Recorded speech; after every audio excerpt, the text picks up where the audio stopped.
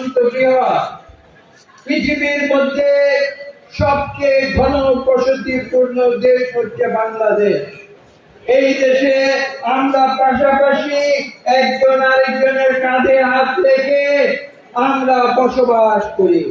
এখানে কে কোন জাতি ধর্ম বর্ণ সেটা আমরা কখনো বিবেচনা করি নাই, আমরা কখনো বিবেচনা করব না।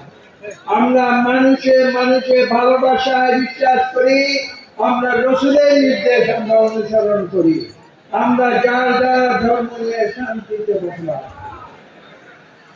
আজকে আমরা এখানে এসেছি সারাদিন রমজান অভুক্ত থেকে রমজান পালন করে আমরা এখানে ইনশাআল্লাহ একসঙ্গে ইফতার করব। কেন আপনারা সারাদিন অভুক্ত থেকেছেন এটা বুঝতে হবে। সারাদিন অভুক্ত থাকার কথা রাসূল কেন বলেছেন সেটা আপনাদের বুঝতে হবে। রমজান কিন্তু উপবাস নয়।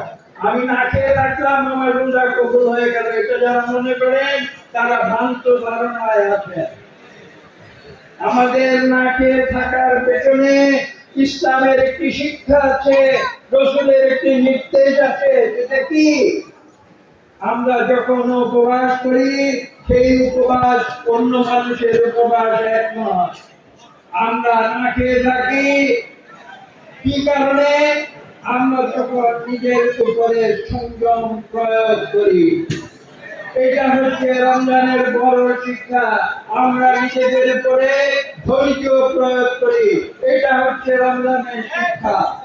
এবং আজকে আপনাদের মনে রাখতে হবে যে আমরা সৎ পথে থেকে আমরা ইনশাআল্লাহ আমরা এই দেশকে সঠিক পথে নিয়ে যাব। আমি সারাদিন না খেয়ে থেকে মানুষকে দেখালাম যে আমি রোজা পালন করছি, আর সারাদিন অপকর্ম করলাম, আমার বন্ধুর বাড়িতে গিয়ে আগুন জ্বালিয়ে দিলাম, আমাদের আরেকজনের জমি দখল করে নিলাম, আরেকজনের বিরুদ্ধে গিয়ে মিথ্যা মামলা দিলাম। সন্ধ্যায় এসে আমরা সব মুসলমান সেজে ইফতার করতে বসলাম। মহান আল্লাহ তাআলাকে চোখকে কিন্তু ফাঁকি দেওয়া যাবে। আপনারা খেয়াল রাখবেন এই রমজানের মাসের যে উদ্দেশ্য আমরা যেন নিজের উপরে সেটা প্রয়োগ করি।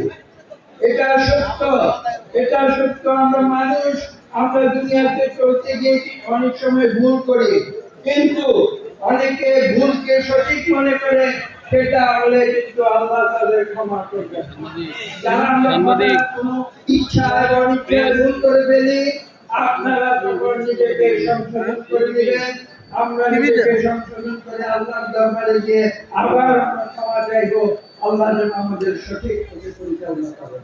এগুলাই হচ্ছে রমজানের শিক্ষা।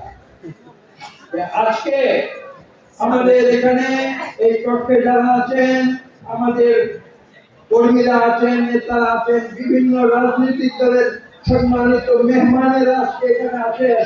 আমরা তাদের কাছে অনুরোধ করব, আসুন আমরা সবাই মিলে মিশে একটি নতুন বাংলাদেশ গড়ে তুলি। যে বাংলাদেশের জন্য বিগত বছরের জুলাই আগস্ট মাসে মাত্র কয়েক সপ্তাহের ব্যবধানে হাজার হাজার ছাত্র জনতা বুকে রক্ত ঢেলে দিয়েছিল। তাদের এই অবদানকে আমাদের স্মরণ রাখতে হবে এবং সেটা স্মরণ রেখে আমাদের বাংলাদেশকে 5ই আগস্ট পূর্ববর্তী স্বৈরাচারী শাসন থেকে আমাদের ভবিষ্যতে একটি গণতান্ত্রিক রাষ্ট্র ব্যবস্থা উত্তরণ করতে হবে। এটা প্রত্যেককে মনে রাখতে হবে। বাংলাদেশের মানুষ কিন্তু বেশি কিছু চায় না।